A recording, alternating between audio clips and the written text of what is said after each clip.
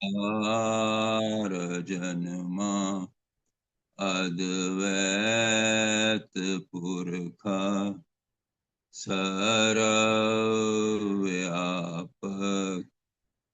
कल्याण मूरत परमेश्वराय नमस्तम् परमेश्वराय नमस्तम् परमेश्वराय नमस्तम्। ओम ब्रह्म सत्यम सर्वदा। ओम ब्रह्म सत्यम सर्वदा। ग्रंथ श्री संता विलास। विषय है समाधि। वचन नंबर 72, पेज नंबर 235। वचन नंबर 72, 235 पेज नंबर पर। अपने सदग्रंथ, अपने ग्रंथ श्री संता विलास को अपने सम्मुख रखते हुए आदर भाव से निवेदन करते हैं, अपने गुरु की शरण में पहुंचते हैं, अपने हृदय से, अपने भाव से उन्हें पुकारते हैं कि हे मेरे प्रभु, हे मेरे गुरुदेव, हम आपकी शरण आए हैं, हम पर कृपा करें, हम पर कृपा करें। हम अति विकारी हैं, हमारी बुद्धि ऐसी नहीं है जो आपके द्वारा दिए हुए ग्रंथ को समझ सके। हमारी बुद्धि में सत विवेक बख्शो, सत बुद्धि बख्शो, जिससे कि आपके द्वारा दिए हुए ग्रंथ को हम समझ सकें और आप में ही लीन हो जाएं, आप में ही लीन हो जाएं, आप में ही लीन हो जाएं। ओम ब्रह्म सत्यम सर्वदा।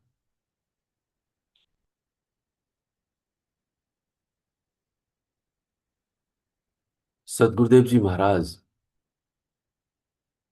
हम सभी को समझा रहे हैं, ये संसार देखने में परम सुखदाई मालूम होता है, मगर अंतर में विखरू है। यानी बगैर रंज व गम के कुछ हासिल इसमें नहीं है। गुणी पुरुष हर वक्त परम धाम की प्राप्ति का यत्न करता है, क्योंकि क्षण भंगुर शरीर किसी वक्त नाश हो जाएगा। तो जीवित में ही परमानंद को जो प्राप्त होवेगा, वह असली कल्याण को पावेगा, जो अविनाशी अडोल पद है।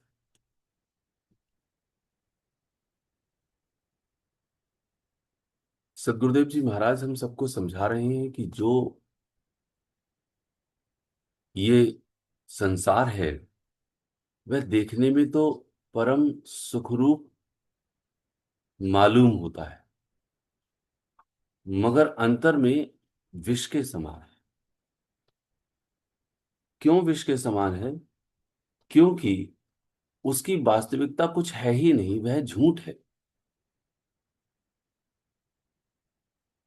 और परिणाम, यदि इस संसार को भोगा गया तो परिणाम अति दुखरूप और भयानक होगा। क्योंकि इंद्रियों के संयोग से जो भी सुख हम भोगते हैं, वो हम भोग नहीं रहे, बल्कि वो सुख, वो इंद्रियां हमको ही भोग लेती हैं। ये हमें पता नहीं होता। इसीलिए भगवान कृष्ण गीता के 18वें अध्याय में 37वें श्लोक में इस बात का वर्णन करते हैं, यत तत अग्रे विषम इव परिणामे अमृतोपम। अर्थात तीन प्रकार के जो सुख हैं, उसमें एक सुख होता है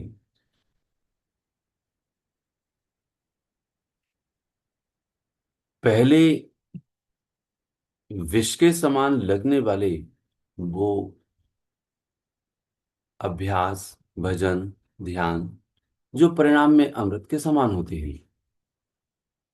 श्री महाराज जी कहते हैं, जिस सुख में साधक मनुष्य भजन, ध्यान और सेवा आदि अभ्यास में रमण करता है और जिससे दुखों का अंत हो जाता है, वह प्रारंभ काल में विष के समान होते हैं लेकिन परिणाम में अमृत के समान।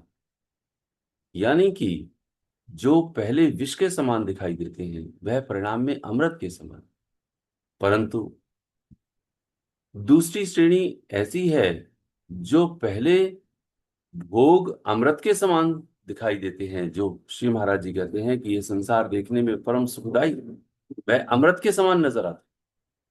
वो कौन से हैं? विषेंद्रिया संयोगात यत तत अग्रे अमृतो।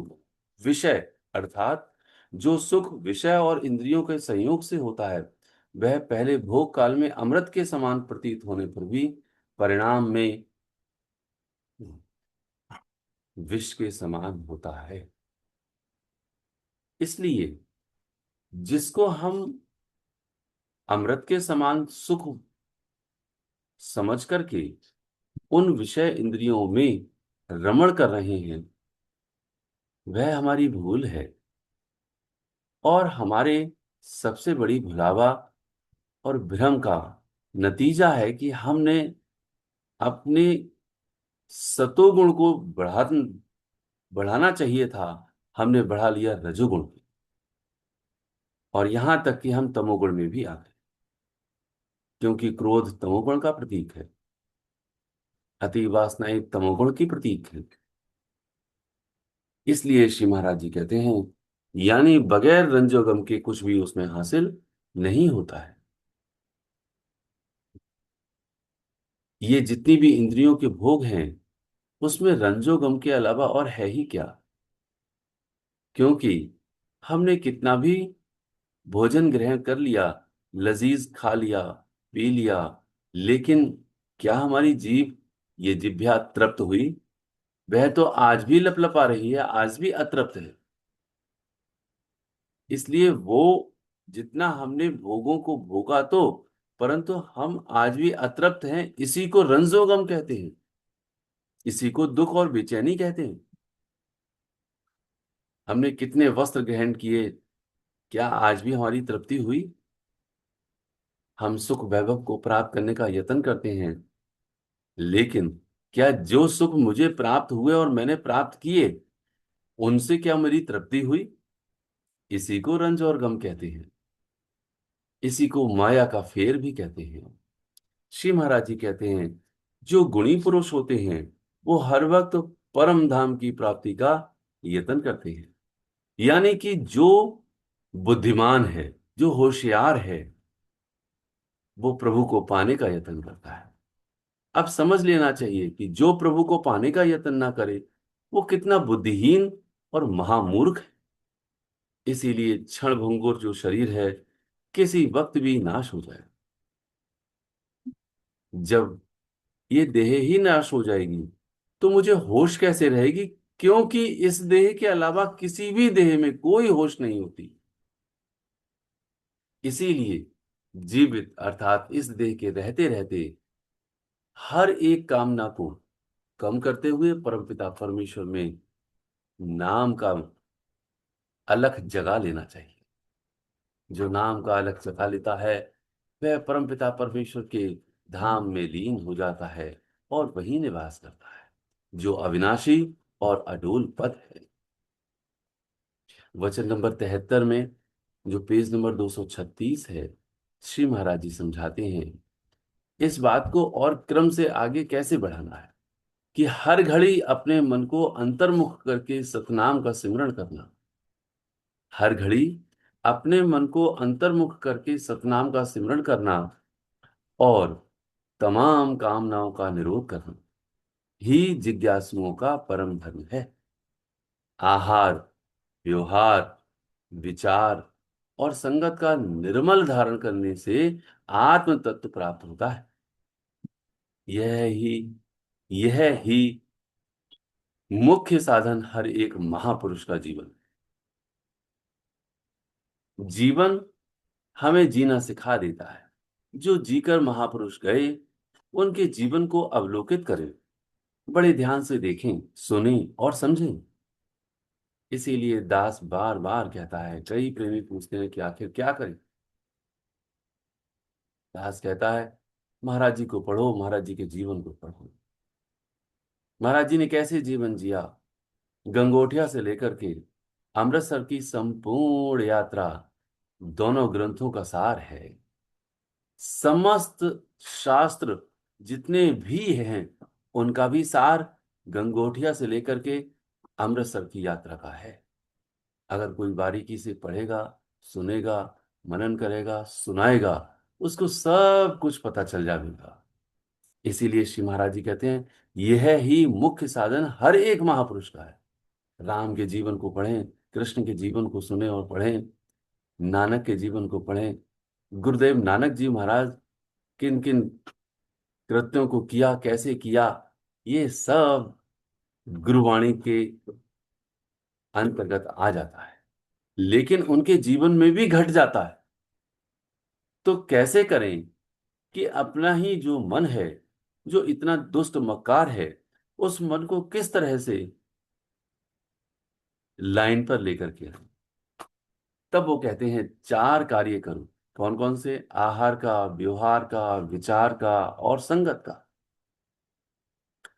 आज से वचन लें कि हमने कुछ भी ऐसा नहीं ग्रहण करना जो हमारी मन को दूषित करेगा, मन को भ्रष्ट करेगा। कोई भी आहार गलत नहीं ग्रहण करना। किसी दूसरे का आहार पता नहीं कैसा है, नेक कमाई का है या नहीं है, अपनी जरूर नेक कमाई का आहार ग्रहण करते हुए हमने अपना जीवन व्यतीत करना है। ये आहार की शुद्धि है।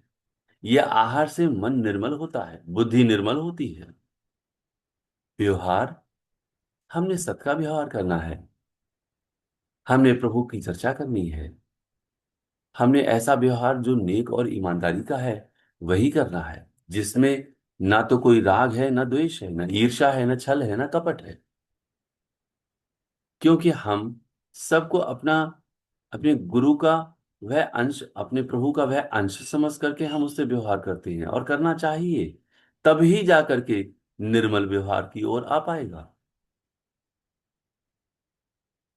क्योंकि हर जीव मेरे प्रभु का ही तो अंश है, जो देह को धारण करे हुए है। तो हम उससे छल कपट, ईर्ष्या, दंभ क्यों करें? यदि हमने उसको देह समझा तो इसका मतलब है उससे पहले हमने अपनी देह में आरूढ़ता प्राप्त कर ली, अर्थात हम ही देह अभिमानी हो गए। तब हम दूसरे को देह समझते हैं, और जैसे ही देह समझते हैं उसमें राग, द्वेष, ईर्ष्या, छल कपट, दंभ, ये सब आ जाते हैं।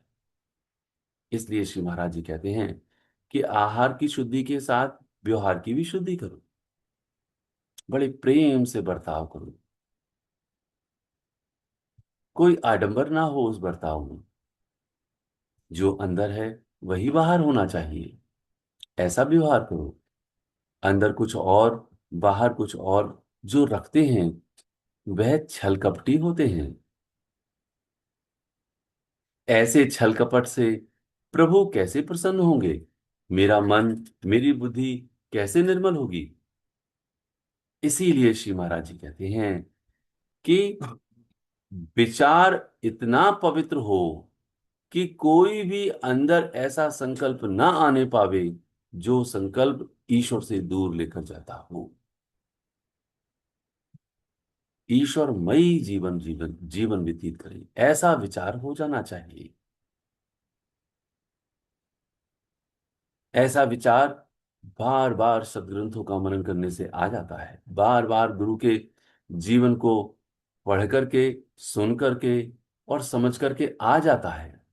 क्योंकि विचारों की धारा जैसे जैसे अंदर आएगी, वैसे वैसे अंदर से जो कुविचार है वो बाहर जाएंगे। एक महर्षि उदाहरण देकर के समझाते हैं कि एक कोयले से भरा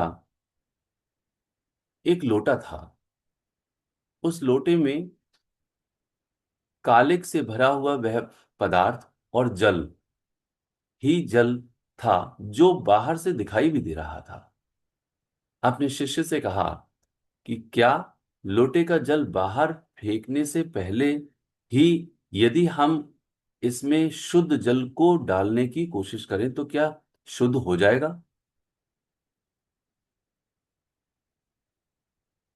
तो वो कहता है कि जब तक अंदर का गलत और जो गंदगी है वह बाहर नहीं जाएगी, तब तक कैसे हम इसमें शुद्ध जल को भर सकते हैं।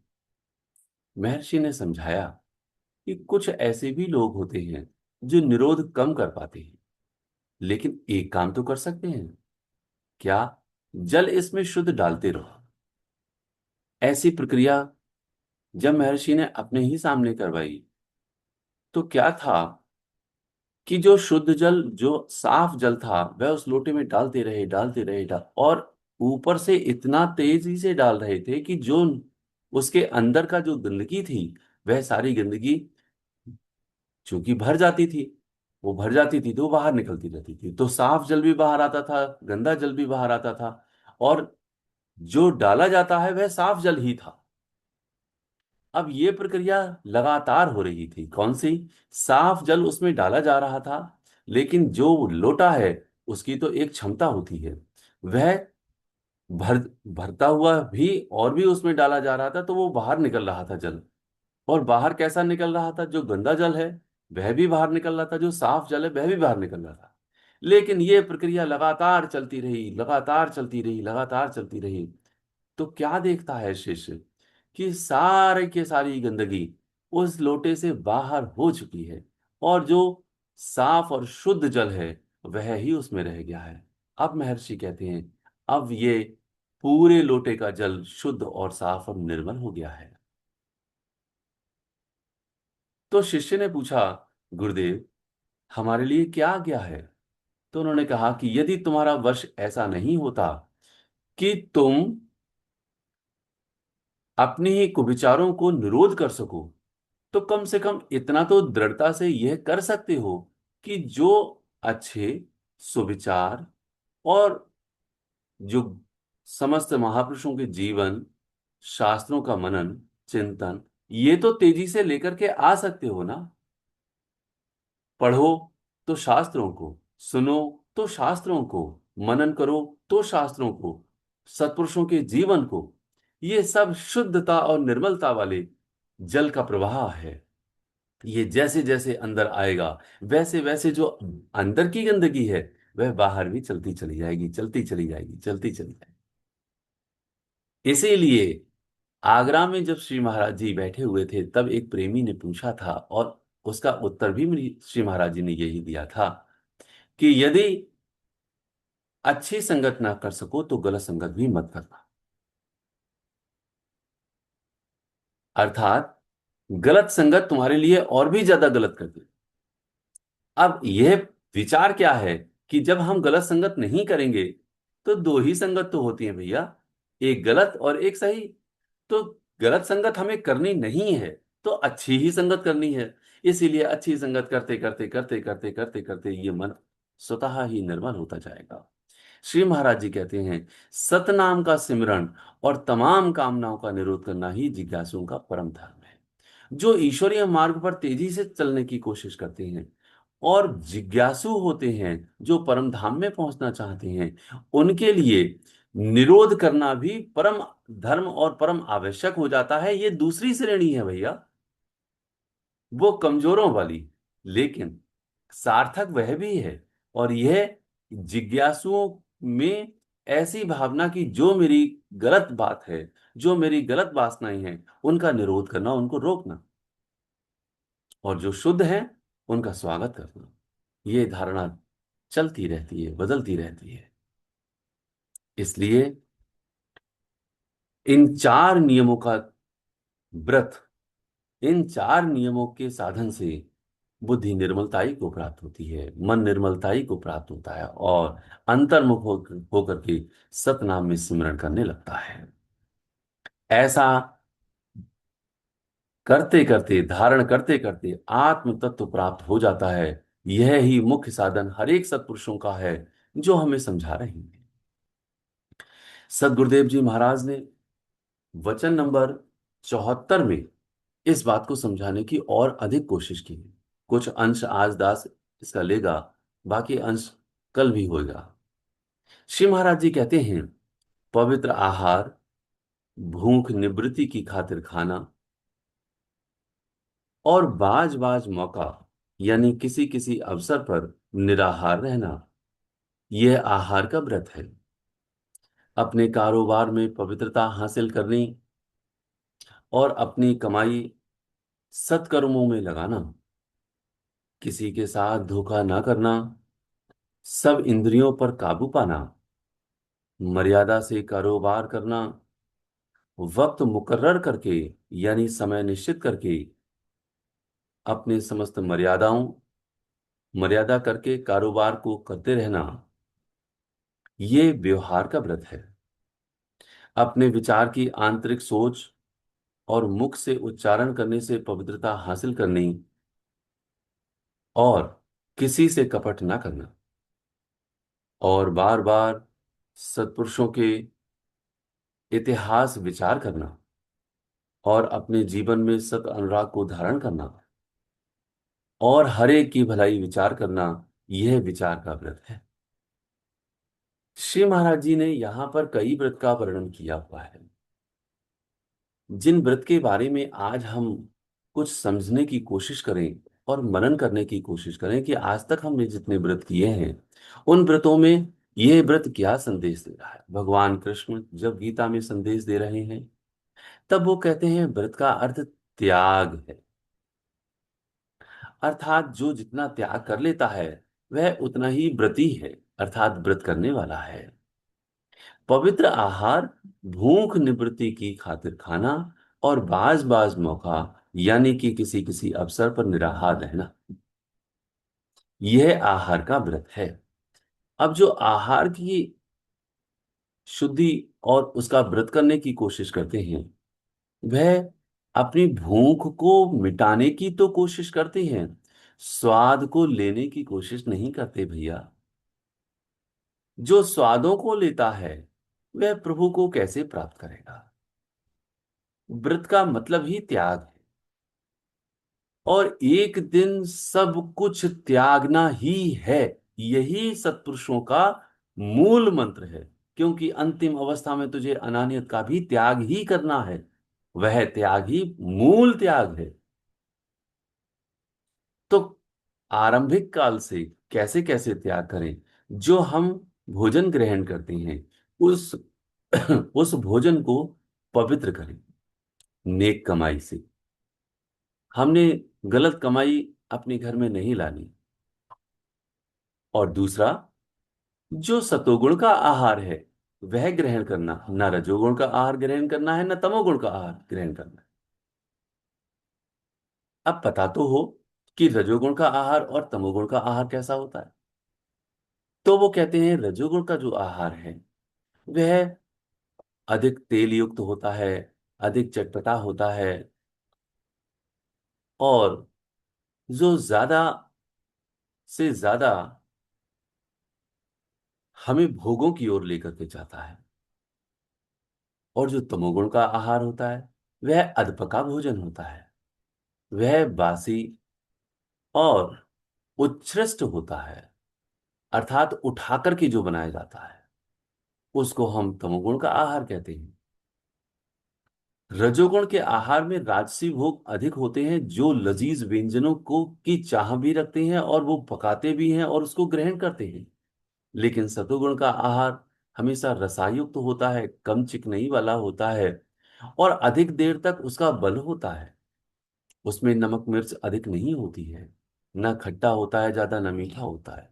क्योंकि खट्टा मीठा तीखना चटपटा नित खाई, मंगत दीर्घ वासना मन को नित भरमाए। क्योंकि वो राजसी भोग है, जो चटपटा खट्टा तीखा मीठा ये सारा का सारा राजसी और भोजन में आ जाता है, जो दीर्घ वासना में लेकर के जाता है कि ज्यादा से ज्यादा कर्म करो, ज्यादा से ज्यादा मेहनत करो और इन राजसी भोगों को प्राप्त करने का यत्न करो। ये सब राजसी है। तामसी तो अति ही निम्न कोटि का होता है, जिसको आज हम चाइनीज डिशेस और वेस्टर्न डिशेस के बारे में जाना करते हैं। मोमोज है, चाउमीन है, आदि इतने ज्यादा हैं कि जिनमें जिनमें बासीपन होता है, जो आधे पके होते हैं आधे कच्चे होते हैं। तो आज बुद्धि की ऐसी भ्रष्टता है कि रजोगुण और तमोगुण के आहार को ज्यादा पसंद किया जाता है। महाराज जी पवित्र आहार इसीलिए कह रहे हैं कि वो पवित्रता हर हालत में धारण करनी है, जिससे कि हर हालत में तुमने अपनी बुद्धि को निर्मल करना है, मन को निर्मल करना है।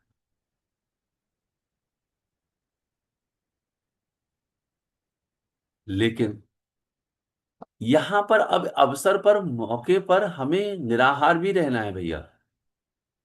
निराहार का मतलब है अब हमने सूक्ष्म आहार लेना है या नहीं लेना है एक दिन के लिए, जिसको श्री महाराज जी सप्ताह का व्रत, फिर हफ्ता का व्रत, फिर मासिक व्रत और वार्षिक व्रत की बात करते हैं। कि हफ्ते का मतलब है 7, सप्ते का मतलब है 7 दिन में, हफ्ते का मतलब है 8 दिन में, मासिक का मतलब है 30 दिन में। हमने व्रत भी रखना है। कौन सा व्रत? जिसमें कोई भी आहार नहीं, जिसमें कह रहे हैं श्री महाराज जी बाज बाज मौका पर निराहार है ना, ये आहार का व्रत है। तो आहार के व्रत को भी रखना है, अर्थात भोजन पूरा त्याग देना है। श्री महाराज जी इस बात का वर्णन हम सभी को आहार की शुद्धि करते हुए परमपिता परमेश्वर से लौ लगाने के लिए बात कर रहे हैं। इसीलिए पवित्र आहार भूख निवृत्ति की खातिर खाना है। हमने पेट भर के भोजन नहीं करना, बल्कि पेट जितना है उससे कहीं कम भोजन करना है। और जल ग्रहण करके फिर हमें भोजन नहीं करना चाहिए।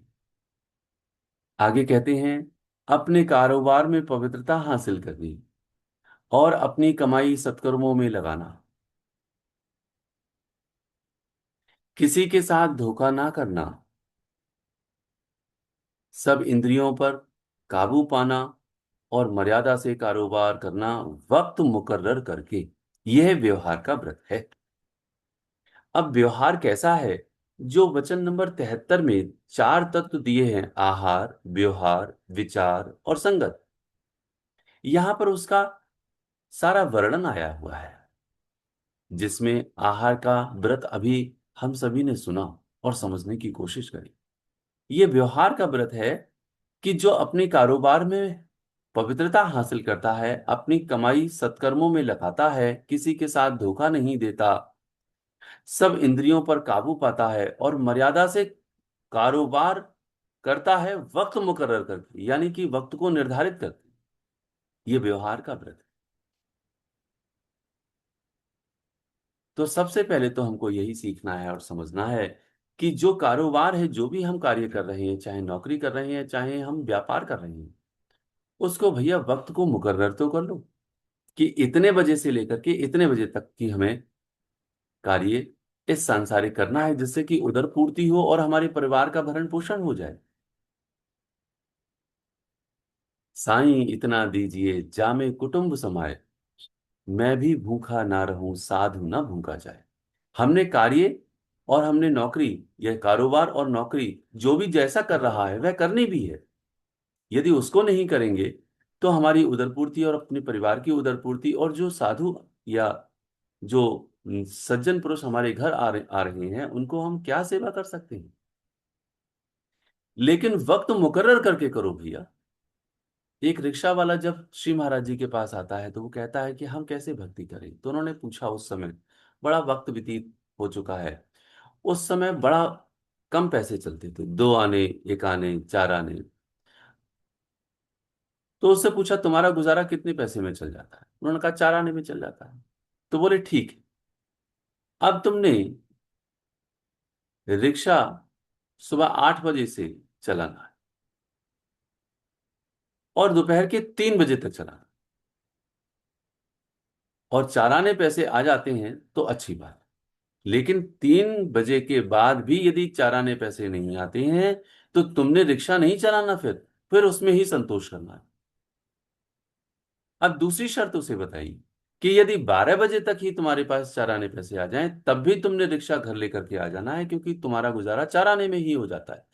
यहां पर सुन रहे जितने भी प्रेमी हैं, जरा विचार करके देखें कि अपना कभी आकलन मैंने किया कि मेरा गुजारा कितने पैसे में हो जाता है। जो श्री महाराज जी उस रिक्शे वाले का उदाहरण देकर के हमारे लिए ही समझा रहे हैं कि तुमने हर हालत में अपने गुजारे के वास्ते ही कमाना है, बाकी कमाई तुम्हें सत की करनी है। कैसे? सत संपत के कारणे यतन करो दिन रात, मंगत बसेरा धूखड़ी उठ चलना प्रभात। दिन रात सत संपत्ति की कमाई करनी है, ना कि संपत्ति की कमाई करनी है। मैं दिन रात संपत्ति की कमाई कर रहा हूं, और वो कह रहे हैं दिन रात सत संपत्ति की कमाई करो। संपत्ति की कमाई तो केवल उतनी ही करनी है, वक्त मुकर्रर करके, जितने की मेरी गुजारा हो जाए। और यदि वक्त मुकर्रर में भी यदि मेरी कमाई नहीं हो पाती है, तब हमने आगे नहीं कमाई करनी है, उसमें संतोष रखना है। ऐसी व्यवहार पवित्रता में अंत आता है। ऐसा सत व्यवहार जब कोई करता है, तब वो प्रभु के मार्ग पर चल जाता है, दौड़ जाता है। सदगुरुदेव जी महाराज हम सब पर कृपा करें। ये वचन पूर्ण नहीं हो पाएगा, वचन वक्त इजाजत नहीं देता। हम सभी सदगुरुदेव जी महाराज ये चरणों में आर्द्र भाव से निवेदन करें, हे मेरे प्रभु, हे मेरे गुरुदेव, हम पर कृपा करें, हम पर कृपा करें, हम पर कृपा करें। हम आप में ही लीन हो जाएं, हम आप में ही लीन हो जाएं। ओम ब्रह्म सत्यम सर्वदा।